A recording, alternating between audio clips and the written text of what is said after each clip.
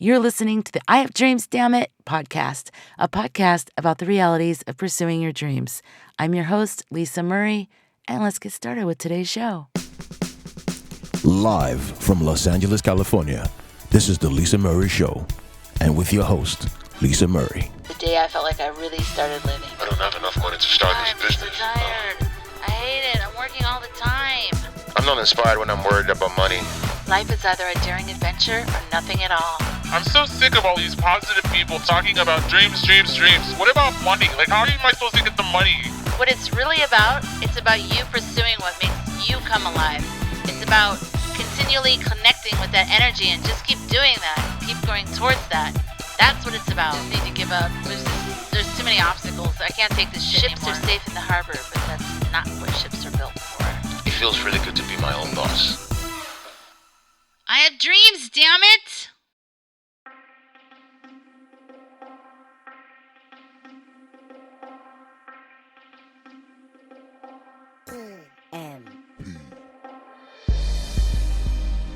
Hi, everybody.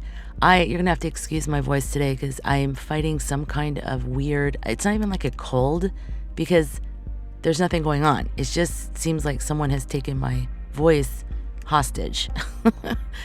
I'm not coughing or anything like that. My throat hurt a little bit, but it's not really. It's just this weird feeling in my throat. So anyways, I apologize for that. Or it's like that, sexy lounge singer voice. Okay, maybe not.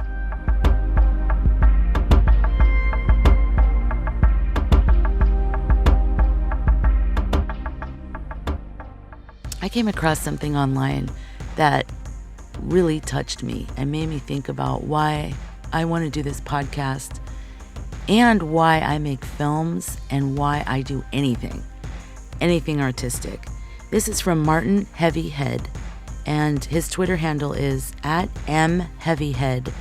I will have the link in the show notes on ihavedreamsdammit.com. So if you'd like to follow Martin, you can do so through the link on the show notes and listen to this. So this is what he posts. An old man from our tribe had gotten sick and was in a coma. He wrote a lot of powwow songs his whole life.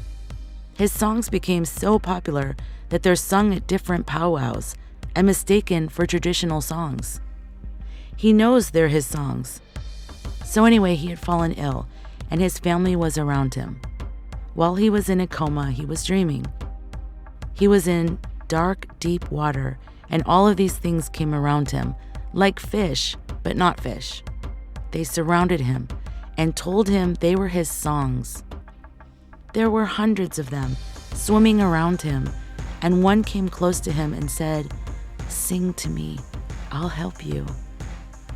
And in the dream, he started singing. He came out of the coma singing the song while his family was all around him. He told them what happened right then. Martin goes on to say, "I wanted to tell that story because it makes me think of what we create and what stays, what we bring into the world from the world of thought, from the dream world. That ethereal space where numbers exist, where songs are alive, where there are thoughts and creations waiting. I think that thoughts and creations are out there waiting for the right person to bring them into the world. The idea finds the conduit and comes into the world through that conduit. Regardless of that, what we create remains. Someone will sing our songs after we're gone, read our words, view our art, live in what we build. So in this moment, what are you creating? Is it the best it could be from the best parts of you? Can it live and bring you out of the darkness?"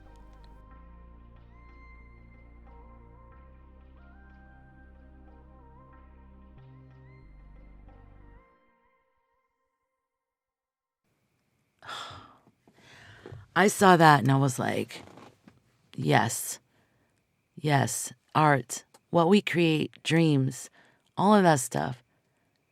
Those are the breadcrumbs. If we follow those are the breadcrumbs that heal us, that help us, sometimes bring us to things that are so hard and so crazy, but ultimately make us a better person. And they're important to follow. People want to put love into the world, and you may say, I want to put more goodness into the world, and that's great. And I think that we can all do that. We can all smile at other people more, hold the door for someone, let someone in front of us in traffic. There's so many things we can do that makes the world a better place. Be the change that you want to see and all that kind of stuff. But I also believe that when we follow what we love and we're resonating with that and we love it and we're excited about it, and then we share that with other people, that is, to me, how the biggest ways we can share love, because we're sharing something we genuinely love. Like my friend Jerry, who has a winery in Northern California, which is where I am right now, actually. I'm actually outside at his winery by the pond with all of the very, very loud frogs. But I am a master at creating a soundproof environment by frogs. Truly, I have soundproofed this mic, hopefully enough. I won't know until I listen back when I'm editing it. But yeah, so I'm out at the winery right now, and it's really beautiful out here. I always loved visiting him throughout the years. I filmed him for my documentary, the first documentary I made, which I still haven't finished, which is called I Have Dreams, Dammit. That was the working title, actually. I never made an actual title for it.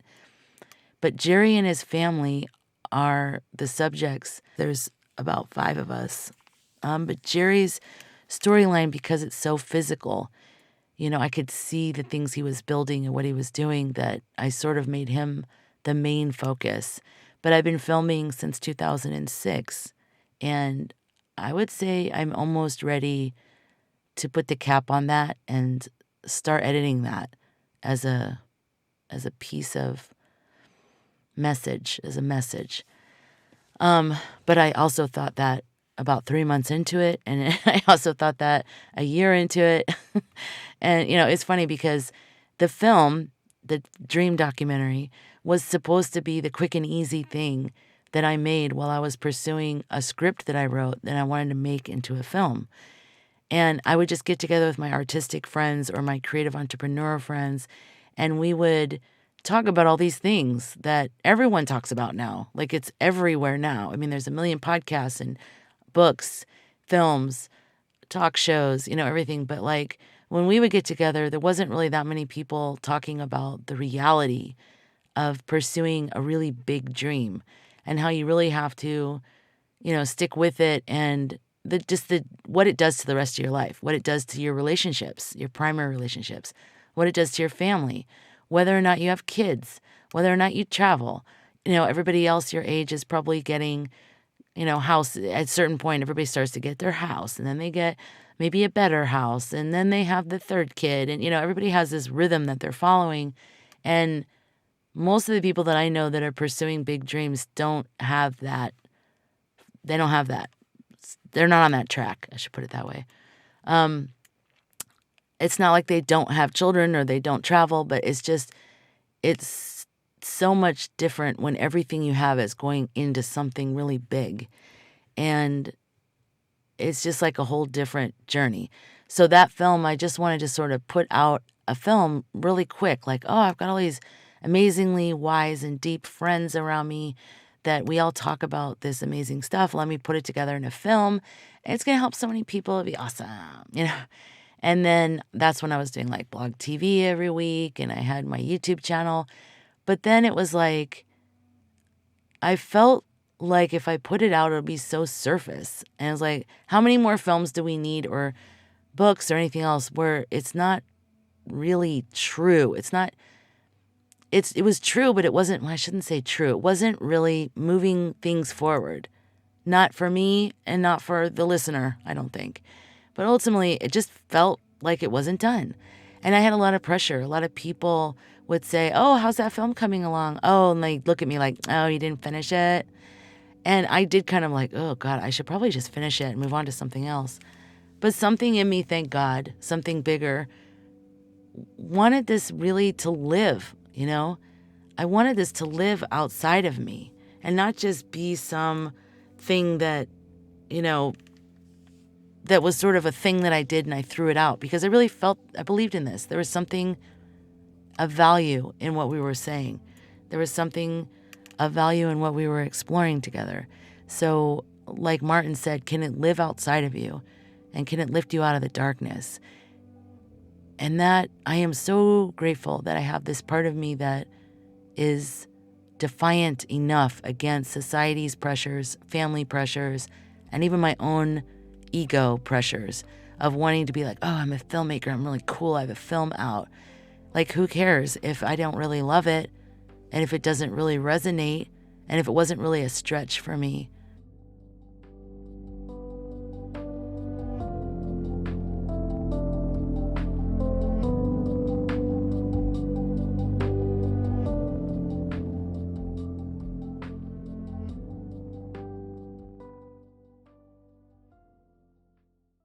There is something called scarification.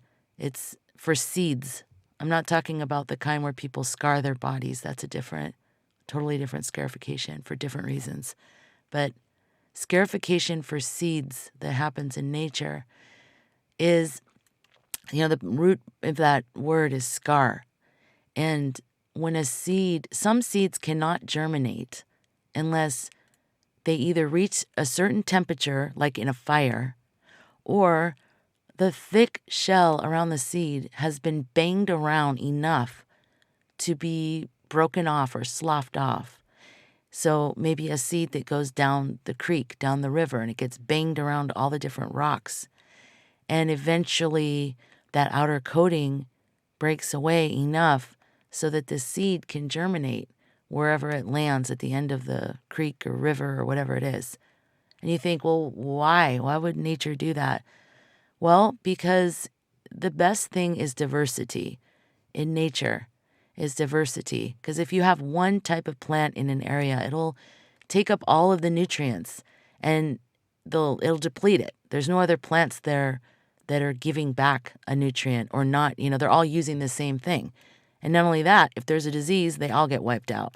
So diversity is just good because everybody gives, everybody takes, everybody gets a little bit and a little bit of that, right? So the seed that's being banged around and going down the river, like all the seeds that drop from the trees, they're not going to plant right there. They're not going to germinate right next to the plant that they fell from.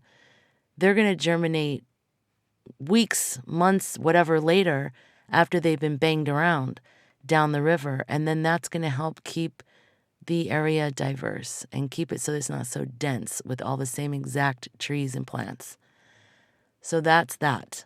The fire one is amazing to me because, growing up in Arizona and then now living in California, fires are so awful. Like, fire equals people losing their homes and lives and animals losing their homes and lives. I mean, it's awful. Are you familiar with the Sequoia tree? That's like the really, really big tree. I remember when I was a kid, we drove our station wagon through it. I think it fell over a few years ago because somebody carved out the whole bottom so it looked like a little cave you could drive through. But they're like these giant trees. They're like the biggest trees, like something from Avatar. So giant sequoias are the oldest, among some of the oldest living things on Earth. Oldest, okay? And the largest. Giant sequoia trees actually need fire in order for the seeds to germinate. I got some of this on nps.gov. In the early 1960s, Dr. Richard Hartzfeld explored the connection between fire and sequoia regeneration. His small-scale prescribed fires followed nearly a century of fire suppression and resulted in the germination of sequoia seeds and the recruitment of sequoia seedlings, something that had not occurred in the absence of fire. Since those first experiments, researchers have further shown the benefits of sequoias from fire. Dendrochronology, I hope I'm saying that right, has determined that low-intensity surface fires swept through the big trees approximately every 5 to 15 years.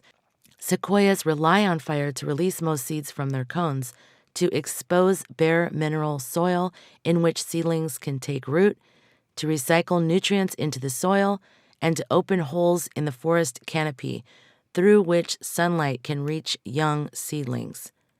Sequoias also need fire to reduce competition from species such as white fir and incense cedar, which are shade tolerant and able to recruit seedlings in heavy litter and blah, blah, blah. Okay, so some seeds scarify by bouncing around on river rocks and whatever else, right?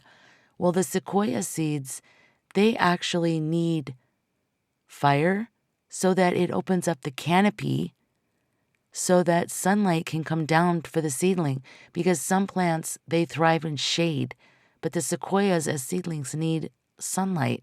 So a fire not only cracks open the seed, but it also opens up the canopy and prepares the soil and recycles the soil, the nutrients into the soil.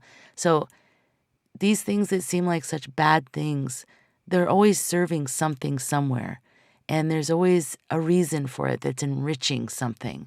And we can use those lessons that are in nature and incorporate them into our lives. Do you love going to farm stands and buying fresh from the farm produce? Do you have to pull over on road trips to pet a cow? No? Okay, maybe that last part's just me. Regardless, we can all agree on our love for all things agriculture. And how about art?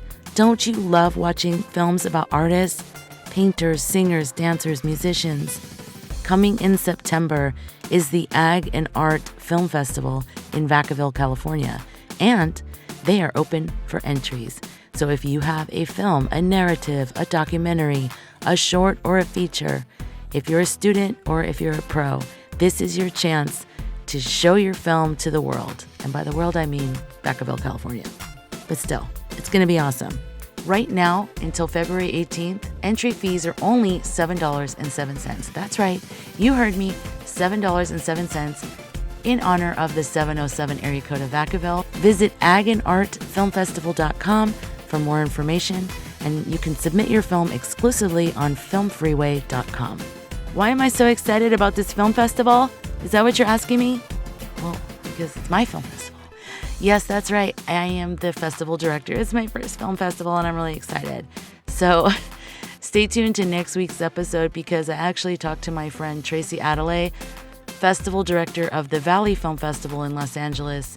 They are going on their 19th year, and she is like mentoring me, and I absolutely love her.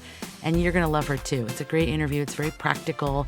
And if you are a filmmaker or an artist or just a human being with a beating heart, you're going to love next week's episode. So make sure you stay tuned. Make sure you subscribe. And yeah.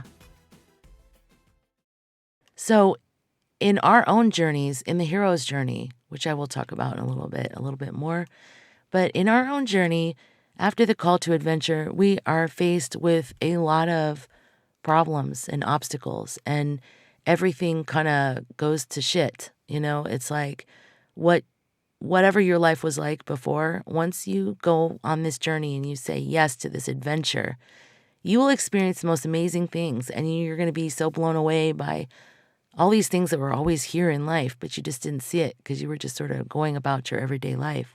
But there will be trials and tribulations. There will be problems. There will be rocks that you bang against and that you're thrown here and thrown there. And you will not feel like you can continue. You'll feel like you've got to give up. Every person feels that way. I mean, even athletes, when they signed up to, run in something, even for a marathon or something, every cell in their body is screaming at them at 4 a.m. when they're freezing and they're running in the dark to go back home and get into bed under the blanket. But they have committed themselves to this race. And when you're on the journey, you've committed yourself to whatever that is, to starting that business or becoming an artist or traveling around the world or whatever it is, whatever that dream is or that hero's journey is for you. And being banged around and having all those problems happen, that is your scarification. That's our soul scarification, our personality scarification, whatever you want to call it. It's like knocking us around so that, like Rumi says, the wound is where the light enters us. The light is, to me, like the nutrients, the soil. That's how we grow, is from that. And so where the wounds are, where we've been banged up against, that's where our greatest contribution back to the world can come from. And I know I said in the first episode, I said, I do not want in any way to use the deaths of Derek and Michael and the rest of my friends and say, oh, my life is so much better now. And I'm still not going to, and I still hold to that.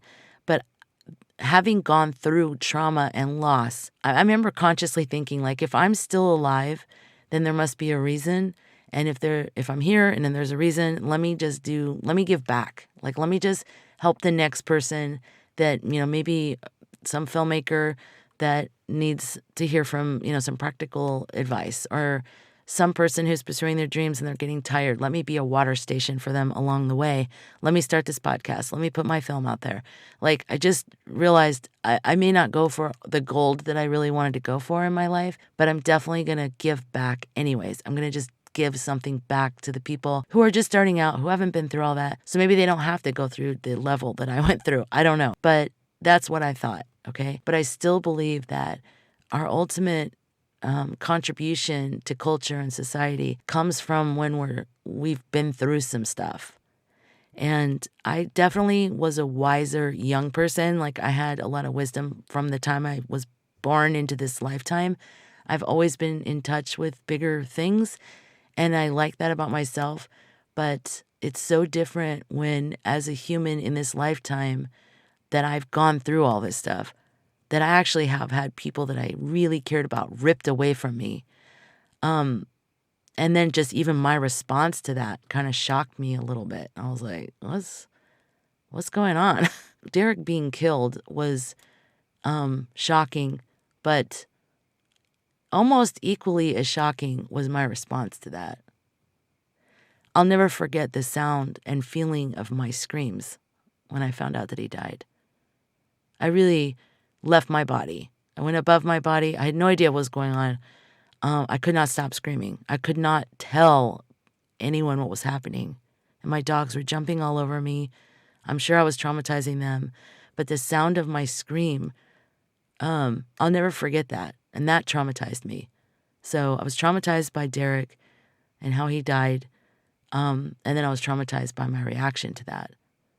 So anyways, all of that is to say that all those places are the wounds of my soul. Those are the places that I banged up against something that I didn't want to bang up against. And I did anyways. And in time, it took time. That's the other thing. I was always used to my wisdom kind of being one meditation away from me. All I had to do was just meditate and I'd be fine. This was the longest I had to go to have any sense of desire to learn stuff and to give back. This is the longest. It was just like an abyss of nothingness. And I just had to believe that there was something more. And that was very difficult. That was very difficult because I was angry. I was sad. But in time, it really did shift. I noticed, but it kind of, for me, it happened kind of fast after a long time. Like, it was really long. So everybody's going to be different. Somebody else might go through the same thing and be fine within 6 months or something. Not fine, but you know what I mean. And the scarification makes me think about the quote that I use in the front bumper for the show. Ships are safe in the harbor, but that's not what ships were built for. I love that quote because, of course, if you want to keep your ship like all perfect with no dings on it and nothing, that means it's gone on no adventures. There's no adventures in a ship that has absolutely nothing wrong with it. And that's the same with us. Like, yeah, there's a way that we can get through this life where we don't really have any problems. We never had our heart broken. I don't know if there is, actually. I think there's absolutely no way to avoid that. Because when we're born into this life, we love our parents. That's a biological need to love our parents so that we'll survive. We need to look at them and smile and laugh and whatever. So the minute they do something to hurt us, we're hurt. And that happens even before we even understand what's happening. But anyways, so I digress. The point is, we're here and we can have these deeper experiences here. And life is a mystery. Why are we here? Why are we here? Where did we come from? And where are we going? I ask that all the time. And it's so mysterious. It's so mysterious. I so many times I just think, where's my brother? Michael, where are you? Derek, where are you? Where are you right now?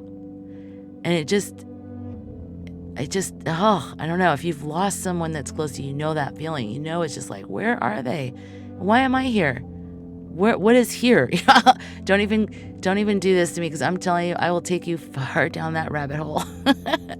I was like, I can really like have some very ungrounding thoughts, because it's like, it's so, the whole just physics and life and anyways. Okay. So ships are safe in the harbor, but that's not what ships are built for. And that's us, and that's the seed, and that's the banging around. And we're here to sort of experience life. And all those times you've been banged around and stuff's happened to you, those are your best areas of yourself, because you've learned something. Those are the parts where you can, really grow something wonderful out of there.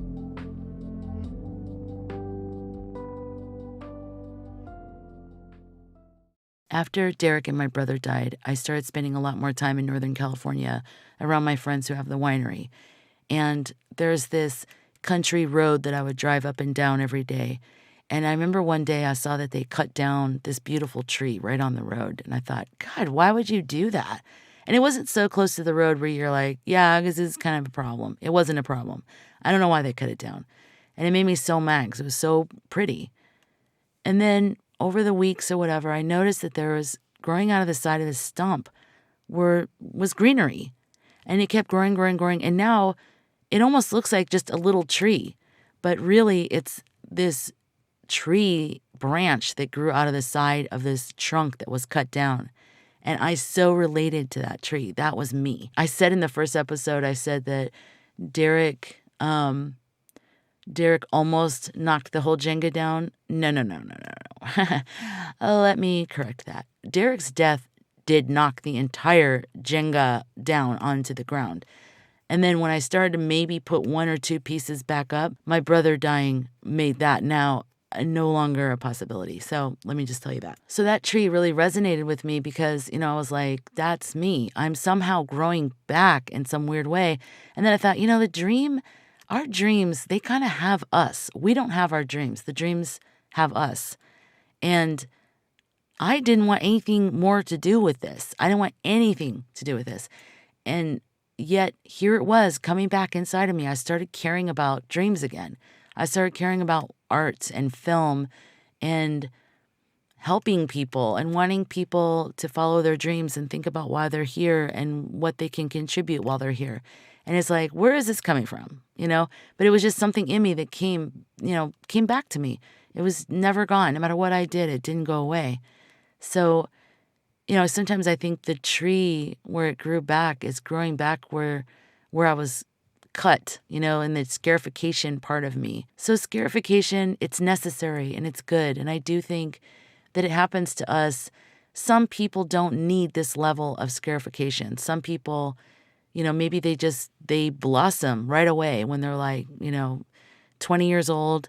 They've got their ideas for their businesses and they just hit the ground running and everything's fine. I don't know. But some of us, maybe we're withheld from things that we wanted, or maybe we create something we want and then that's taken away from us because there's a deeper thing that we need to experience and create and manifest. And the only way we can do that is through being scarified, by having all these experiences that bang us around. And then through that, a much more meaningful expression can come out of us. So are you creating a song that others will sing after you're gone? Are you creating something that others will read after you're gone, or that people will live in after you're gone? Are you really creating something that you're proud of and that you feel means something? Think about that as you're creating, that it really is something that's going to live on. It probably lived before it found you as a conduit, and it'll live after it's channeled into the world through you. How do you feel about your art or your creative business? How do you feel about it? Can what you're creating bring you out of your darkness? I hope you got something from today's episode. I love talking to you guys. If something I mentioned today resonates with you and you want to go a little bit further, you want to follow the person on social media, or you want to do your own research, you can visit IHaveDreamsDammit.com for all show notes. I look forward to bringing the next show to you next week. It's a little bit more practical. I'm talking to my good friend Tracy of the Valley Film Festival, and I'm excited to bring that interview to you. The I Have Dreams Damn It podcast is brought to you by Skygirl Productions. Show your brand's story with video. Be sure to visit IHaveDreamsDammit.com for show notes, to sign up for the email list, and for the link to join the I Have Dreams Damn It Facebook group. Big shout out to Dapo Toromiro for providing the I Have Dreams Damn It podcast music. I love it. When I want to get deep, he's got the chill music. When I want to dance, he's got the dance music. Thank you so much, Dapo. And I will have Dapo's links in the show notes on the website. I guess I'll see you guys next week. Yeah, what? It's fun to have a weird voice for a while, and then you get sick of it. It's weird. It's gotten weird now. Sorry. It's because my voice is weird. Normally, I was like, be funny, be in person, everybody be laughing. It's just